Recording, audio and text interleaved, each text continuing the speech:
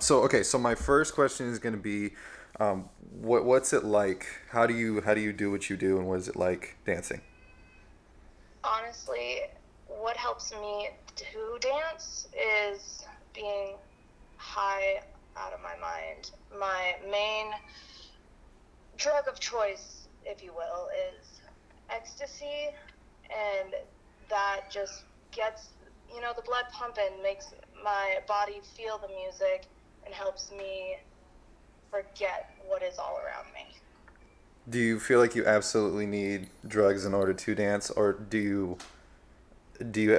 feel like you can dance without it? Yeah, honestly, I don't think I'm a good dancer, but the minute it starts to sink in and hit, oh, my body can move any way you want. Gotcha. Okay. So what's the worst experience you've had in the club? There was this one time I got paid for a private dance, which is normal. However, this disgusting oaf of a man, unkempt beard, baggy clothes, smelled rancid, asked me to rub my clothed vagina, not even asked me to take it off, just rub myself on his beard for an hour. That's pretty bad. Okay. And then just to like play like devil's advocate, what was an experience that was more positive? I mean, if there is one. What was your best experience?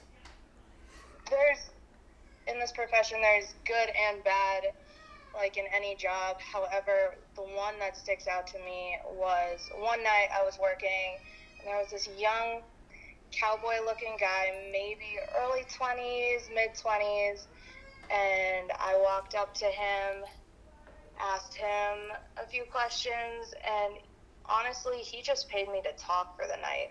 We talked about his life, we talked about my life, and it was kind of heartwarming. Yeah. Does that happen often or no? That's pretty rare. That they just want to talk. Um, Maybe out of 10 guys, maybe one or two, but normally it's just a dance, and I am on my merry way.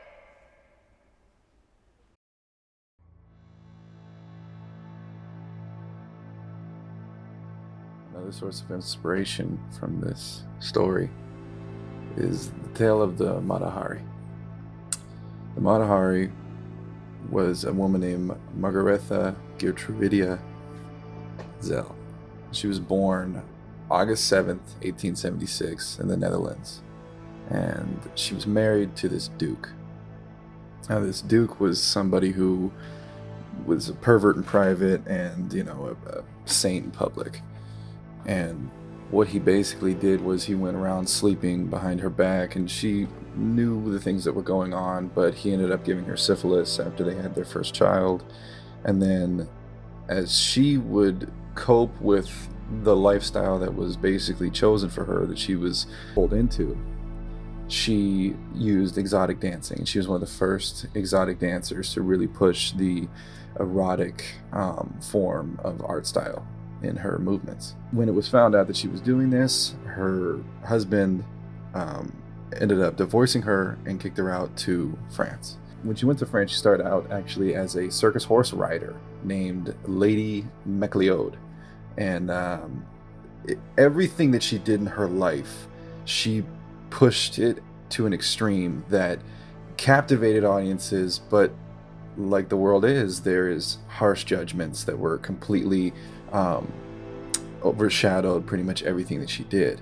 Whereas people in public would shame her for her actions, shame her for how she made them feel or what she was doing, and it was it was very anti-performing arts and very anti-sexualizing of women.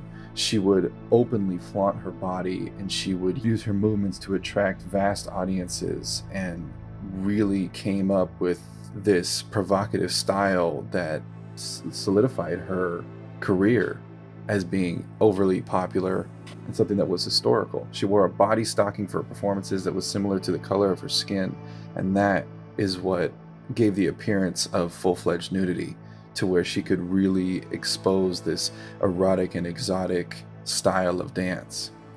She also was one of the first women to pose for provocative photos. She was a model in her day. She was a pusher of the boundaries. She was described as someone who was feline, extremely feminine, majestically tragic.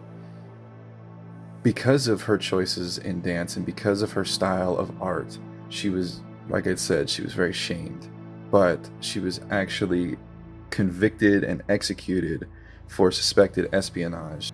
They thought that because she was getting into such high clubs and in contact with high-level military personnel for both sides, that she was some kind of agent. This was disproven and never really made it past the theory stage. However, she was executed.